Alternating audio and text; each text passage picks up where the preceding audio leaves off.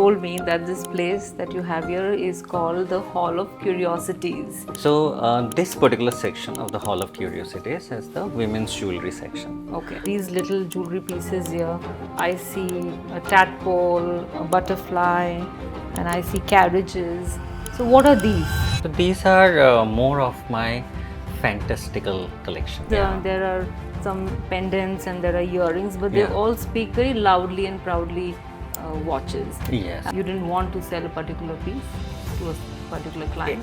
No, I'm not biased towards clients. Okay. There are pieces which I didn't feel like selling. But in spite of that, I sometimes really struggle with parting with some pieces, like that one. Yes, that's I'm why sure. it's got a red dot. That's not for sale. Just one question here. How does that differentiate to a modern watch?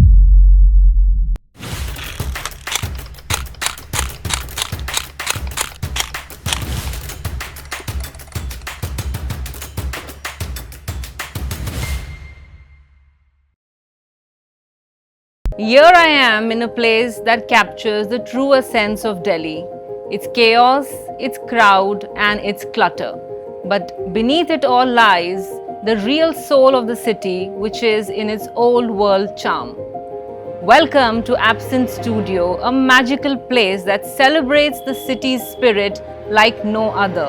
I am here to meet with its founder, artist and designer, Abhishek Basak. Join me in this conversation as we explore what makes this place so unique, so stunning, and so luxury. This is not just a room filled with typewriters, tape recorders, or vintage watches. These are forgotten pieces of history that refuse to fade away. And at Absynthe Studio, they are lovingly bringing these back to life. It's not just restoring these machines, but reviving lost emotions, जज्बात. इनका काम पुरानी चीज़ों में सिर्फ जान डालना नहीं है, बल्कि इनके जज्बातों को महसूस कराना भी है. In the click of the typewriters, in the hum of the sound recorders, in the tick-tock of the vintage watches, there are stories that are waiting to be told. Stories that are waiting to be unlocked. Maybe in 1960s, somewhere a grandmother is cherishing her first wedding gift, a watch. Maybe somewhere a tired father is winding up his day listening to the songs of Mohammad Rafi in his tape recorder. Somewhere in India, a city is waking up, rising to hustle and find its glory with the working of these typewriters. I'm here with Voice of Mosaic and in exuberance to have come here at Absynthe Studio and witness its beauty. Also a reminder that true creativity lies not alone in making something new, but in preserving what we once had and making them timeless again. I am Abhishek Basak. I am the founder and designer of Absynthe Design. So how I see myself is basically a storyteller, a wanderer. I love to capture stories, learn about people, and see places, and then express my feelings and the stories that I have learned through my work. So the whole passion and the whole goal of this is not only to understand and learn about people's lives and their histories and their individual stories, but also how different objects and different things that we had used throughout history and time, how it captured those individual stories, those individual emotions, and Silent Kid had borne witness to all their likes happenings, and how I can add my creativity, my story, my expression to those witnesses of history and bring them to our current light or current generation, and then carry it on for future. So that's what has been the overall goal that I want to achieve through the work I do. So it has to be very, very connected. It has to have a very the sum of its parts has to be much bigger than the parts itself. And I want to capture our craftsmanship, things that I'm learning, how to create, how to make, my skill set, all of that in one single tools. So that's what has been the journey. That's the journey I'm on. So it started as a little hobby, because I was like most of us, I was extremely stressed with my job that I was doing, and more importantly, I was missing creating with my own hands. So about 15 years back, I asked my mom to give me her watch that was called by my grandfather, and that watch had not worked for a long time. So, but she had kept in very safe, because it reminded her of her father, and she gave it to me. And my whole idea was that the watch was gifted to wear, but it has not been worn for years. So, what can I do to make it wearable again? That she can wear again. So that's how the thought process began. And I made that into a small piece of jewelry that she can wear again. And I could see how emotional she got seeing them. And I felt that 3 generations of my family came together to through that single piece that I did. And I knew at the point of time that I want to do this going forward. I want to capture emotions. I connect with people's emotions. I wanted people to get connected to their emotions, their nostalgia, their memories, all of that. So that's how it started. And I became so engrossed in it, so passionate about it, because I was creating new pieces. I was telling new stories. I was getting in touch with my own self, my own emotions, and expressing it freely every single day. So I set a goal for myself that I will keep exploring as many types of designs and products as possible. I want to design one of everything before I die. So I make 2 new products every year that I've never made before. And that's how from that single pendant, it has grown to a range of 12-15 different products that you see throughout the gallery. So that's been the journey of last 15 years, and it's been extremely challenging, gratifying, and exciting. The challenges are many because I don't create regular products. So the creative process itself, I had to break the process, the established process, and create my own. So from sourcing of all these various nostalgic pieces, rescuing them from different corners of India and the world. So from that to coming up with ideas, sitting with them in silence to try to listen to their stories, the research, learning of new skill sets to know how to restore them. So all of these are various challenges, but I think the biggest challenge comes from the endeavor of keeping the brand and the business going. I'm not a business professional by training or by family exposure. So I always say that I'm not good at business. So I think that's been the biggest challenge, that how to keep doing this and sustain it as a business endeavor. That is I think the biggest challenge, which I'm still learning how to go with. So when I started this, I never thought of creating luxury brokers. So what kind of products I want to create?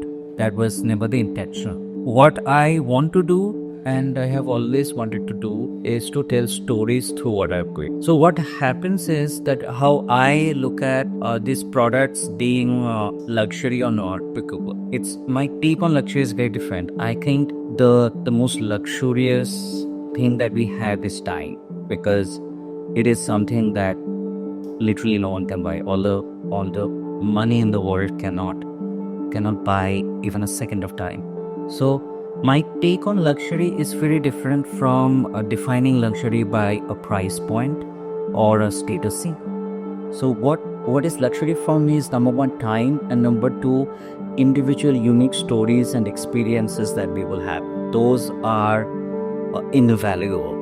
And in order to capture that, in order to be able to tell the stories, those experiences, those lessons, those wisdom, those feelings, those genuine feelings, and say in a,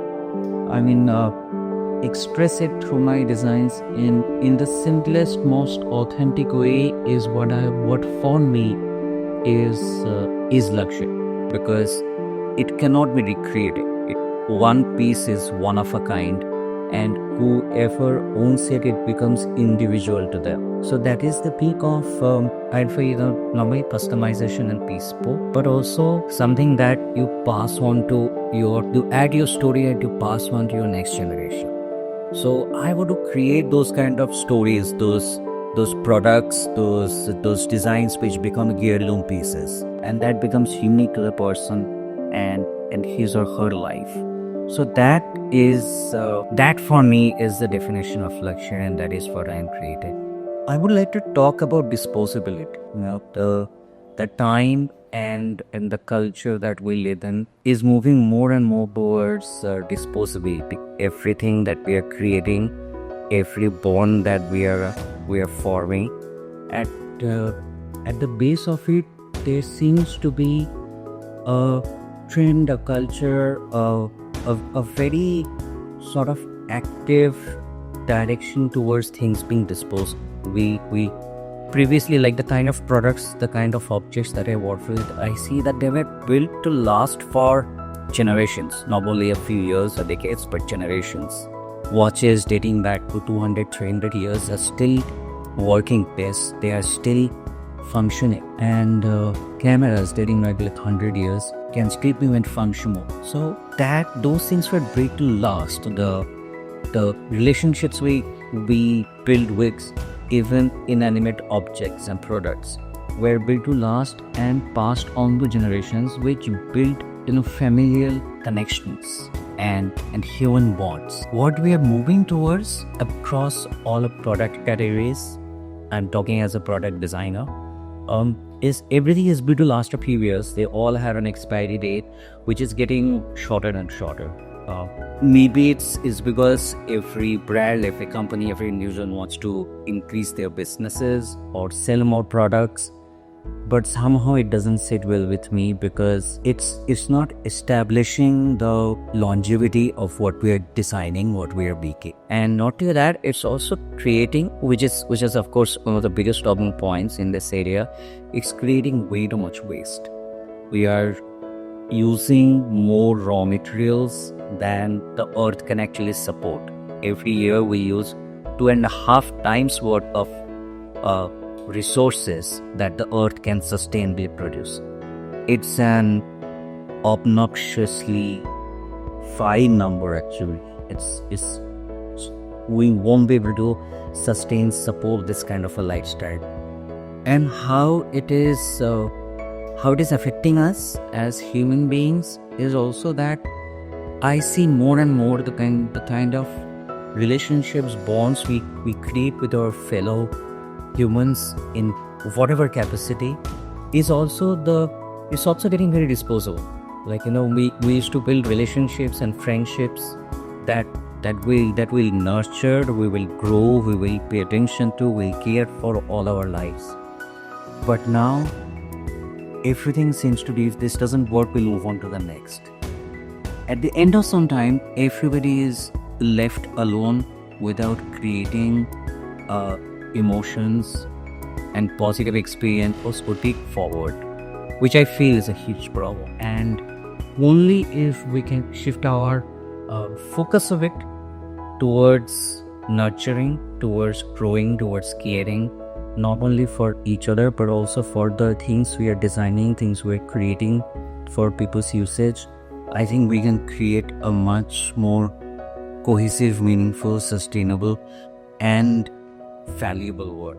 So we're just chatting up, and you told me that this place that you have here is called the Hall of Curiosities. Right. So I'm very curious because here, I mean, this entire place is like a museum, and my eyes are literally tired now because every piece is so beautiful and a marvel in its own. We are standing here against these beautiful pieces. If you could just share, Abhishek, what these are, because I can only see that they've been put together using some watch, pieces. So Right. a little bit you can share about this. So this particular section of the Hall of Curiosities is the women's jewelry section. Okay. So all that you see here, like these are pendants, there are earrings, rings, brooches, bracelets, necklaces, various things. But the uniqueness of them are that each piece is made from antique watch parts, old Wow. mechanical watches, Okay. pocket watches.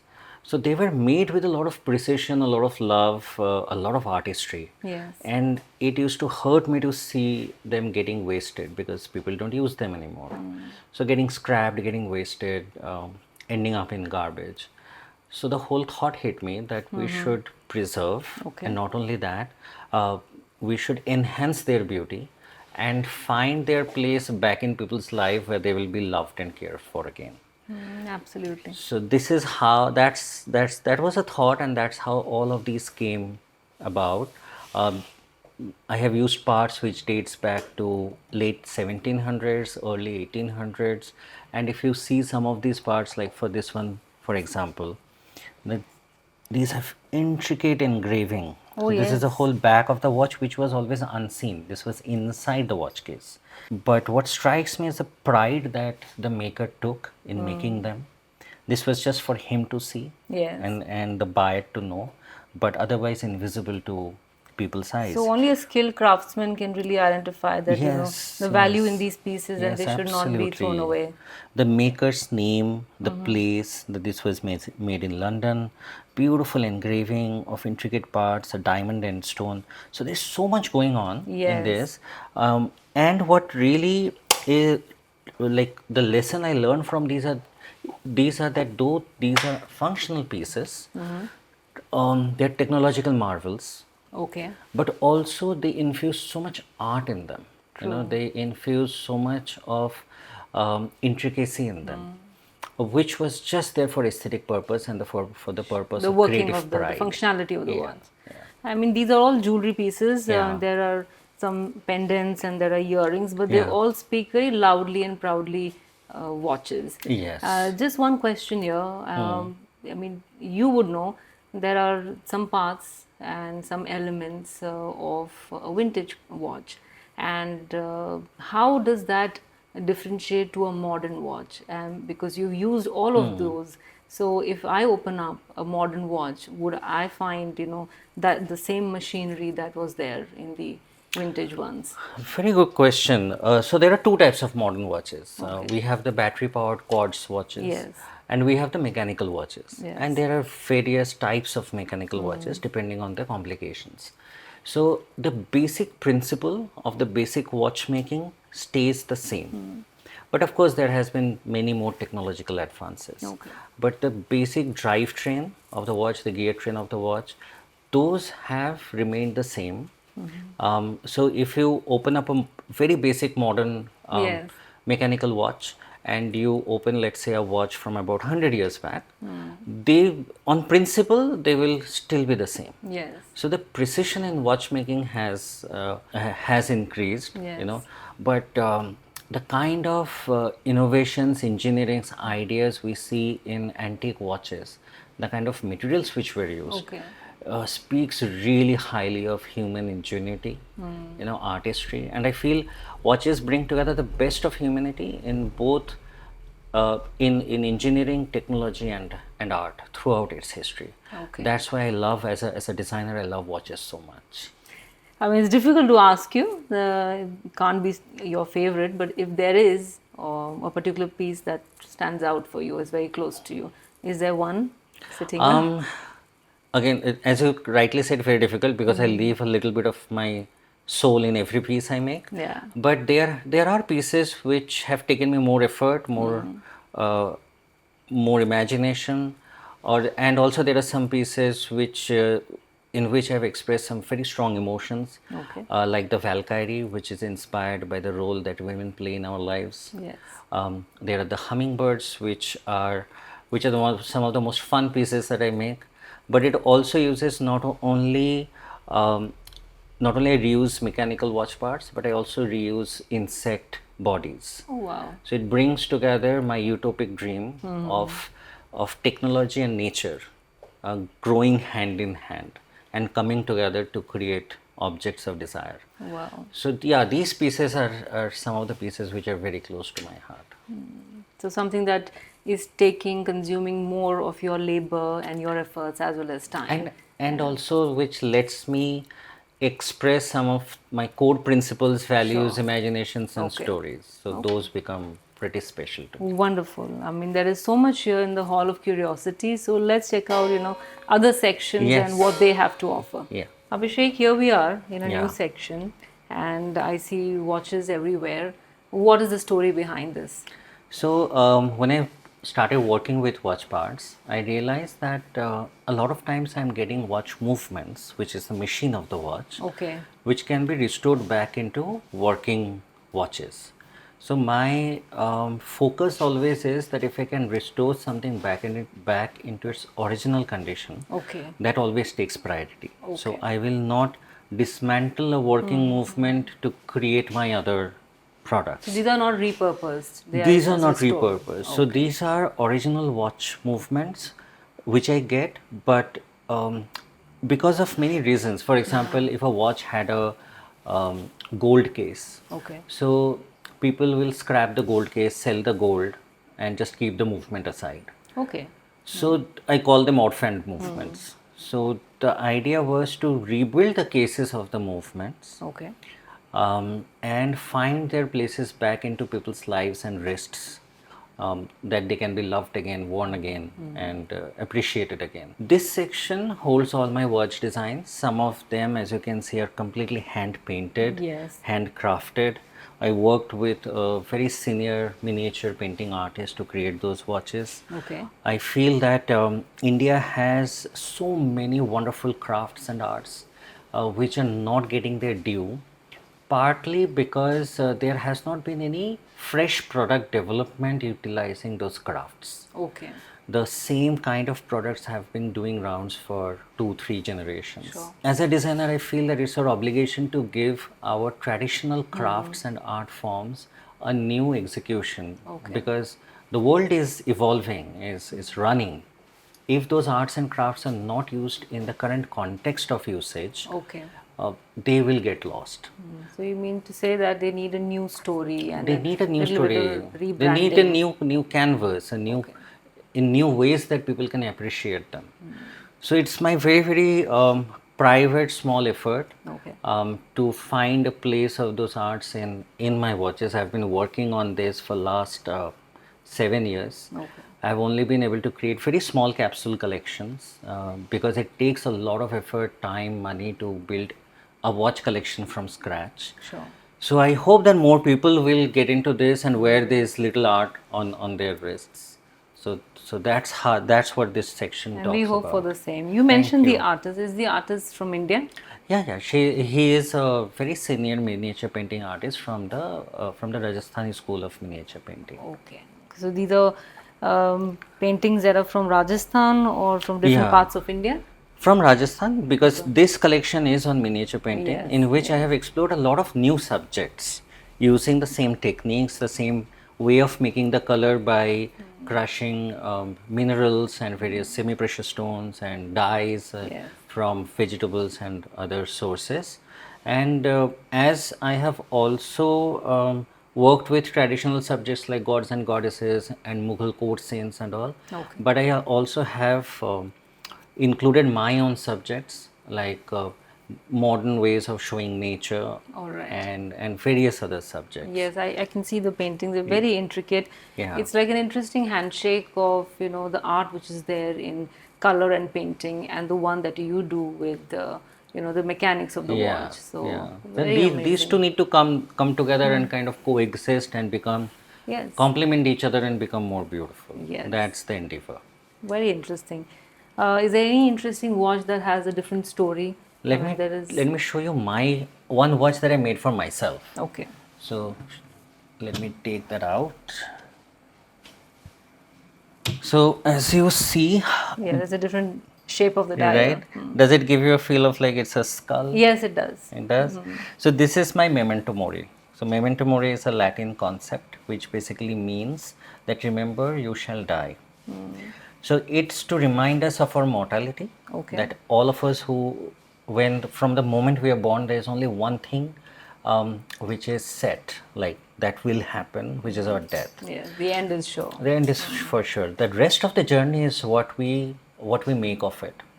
Now, memento mori reminds us that no matter what the journey is, you shall never become so full of hubris or pride that you forget where you are ending up, right? How so, beautiful. so this is a reminder to keep us humble, Yes. to keep us kind and generous, and this is something. So, based on that concept and principle, I made this watch. Amazing. So the golden part is from a watch movement, a partial watch movement that dates back to 1790s. Okay. And the little one is set into one section of the watch, which is an omega. It also shows that in so many years, such a big mechanism got like we got so technologically advanced that we miniaturized such a big mechanism, Yes. and we can fit it into only single part of the bigger mechanism. It kind of captures the whole evolution of watchmaking in that one piece. Yeah, and also humanity. I find my synergy Yeah. with your beautiful piece here because sustainability is also, similar. It Yeah. has a message for humanity that Yes. no matter, how huge the cosmos is, I mean, we are just, one speck and the end is Exactly. definite. So what we do of, that part which is given for us in this lifetime is what truly is of value to us. So beautifully amazing. said. Yeah. So beautifully said. And just like a watch, it works because all the smallest of the parts are there for a reason, Yes. right? And I feel that we are the smallest of the specks in this whole universe, Yes. but we all have a purpose. True. And if we really fulfill that, if we can find it and fulfill it, then we all leave a footprint which enhances and enriches the universe as a whole. Absolutely. So, Abhishek, I see this stunning, spectacular piece sitting here, but my attention is also on, these little jewelry pieces here. I see a tadpole, a butterfly, and I see carriages. So, what are these? So these are more of my fantastical collection. These are Okay. little sculptures that I make. These are more of avant-garde pieces, which are like art to wear. Okay. Because all of them have their unique individual stories. Okay. So there are spiders which are gatekeepers to a different portal, and there are spiders which weave a golden web, captures one dewdrop and turns it into a diamond. Then there is the frog prince, which is inspired by the Amazon poison dart frogs. Okay. And that's why whoever kisses him turns into a frog. And there are pieces in which I have captured the whole life cycle of a butterfly sitting on a wooden moon, thereby bringing the story of nature, Okay. and also showcasing sustainability in jewelry making. Okay. Because I've used recycled wood, recycled metal, recycled broken butterfly wings in that one single piece. Then there is a dog which, poor thing, lost its legs in an accident, so I built it a. Is this the dog? That's a dog. Yes, looks So like, yeah. I built him like a steam powered carriage that he can run on. So there are all kinds of fantastical objects which I create as little pieces of sculpture. The approach to design is very different in these than the jewelry that I showed you. The approach is to make a pendant, is to make an earring. Here the approach is to make a little piece of sculpture with a very rich and interesting story, inspired by all my experiences, literatures that I have read, situations that I have faced in life, one single memory that I have. So these capture all that.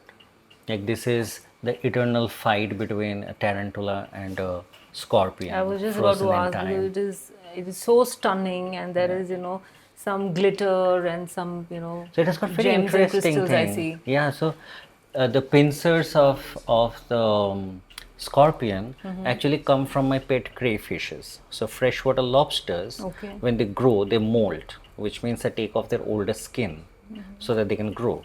So I used to save those little shell pieces and have used them in my work. Really? You know, so the spider, like for example, you see that it has eaten a meal. Yes. Yeah. Yes. And now it's facing off the scorpion. So all pieces here have got very interesting stories. These little blue bottles you see, these are actually my collection of old poison bottles. Okay. So, so previously people used to store various kind of poisonous chemicals and stuff in chemist shops in these bottles. So you can see it's not to be taken. Yes, And plus yeah. there are this Comes tactile the feel. warning I can Yeah, see that's a clearly. warning. And also the bottles have these tactile surfaces that even in darkness or even a blind person, when they Okay. touch the bottle, they will know this is a poison bottle. And So, I these mean- are very rare because after use, mostly these will be destroyed or crushed. So to find poison bottles now in intact condition is pretty rare. I'm building a collection of that. So who's the the clientele? Who are the takers for this kind of art and jewelry pieces? How do they appreciate these pieces? I always define my clientele based on taste. Someone with a knack of listening to stories, who people who loves fantasies, like fantastical stories like Alice in Wonderland, for example. Yeah. Or someone who wants to tell their stories and still wants to nurture and retain that life, that childlike quality of curiosity, of having a wondrous feeling. So I designed these pieces to give people that wow feeling, that feeling of wonderment, which I feel is one of the most beautiful core of our nature, that we as humans Okay. is probably the only species that we know of who looks at a sunset and says wow, who looks at a forest and imagines fairies. Yes. And I feel that part needs to be sustained as well. That's a different sort of sustainability where the better parts of ourselves, our imagination, our nature needs to be sustained, needs to be nourished, needs to be encouraged. Absolutely. At all, in all ages, right? So that's why I create this for all age group. Whoever appreciates them, whoever wants to get in, Okay. nurture that side Yes. of theirs, this is for them. Yeah, I mean, these are pieces, they are true personification of emotions, I would Yes, say. yes. Is there a piece or is there an incident where, you didn't want to sell a particular piece to a particular client? Every Does it time. happen? No, I'm not biased towards clients. Okay. But yeah, once I make the piece, there are pieces which I didn't feel like selling. Maybe you just want to keep them. Yeah, so I keep them for some time. But as designers, I think it's from the early days of our training that the moment we are, till I finish that piece, it's all mine. But the moment Nicely it's done, said. Yes. it's everyone else's. So that's the training, that's the mindset. But in spite of that, I sometimes really struggle with parting with some pieces, like that one. Yes. That's I'm why it's sure, got a and I red can- dot. That's not for sale. But maybe a day will come when someone will be able to convince me that they will take care of it better than I am, and it will go to them. You did mention briefly to me that this is also a piece that is very close to your heart, Yeah. and there have been bidders, Yeah. but you have not Yeah, yet, yeah. passed it on. So, Because somehow this piece kind of I felt it was a signal from God that I'm in the right path when I opened the gallery, oh wow, right? So when I made this table, you see the center design. yes, So this table was made much before I found this clock, and I just made this design. When I found the clock, I saw the shape, the size, everything fits that place perfectly. that's true. Which is a very odd thing. It's not a square, it's not a rectangle, it's not a circle. It's like an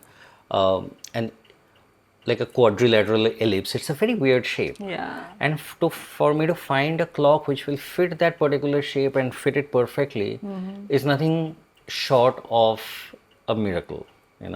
So I took it as a signal from God that you're on the right path. So be at it. This is how I kind of I'm read clues so- in my life. I'm so amazed, with the length and scale of story, emotion, message, something interesting that is attached in all the pieces here. And you said you hope you're in the right path. You definitely are in the right path because you are showing, to all the generations, the ones that are such as me and the younger ones, that sustainability is truly this.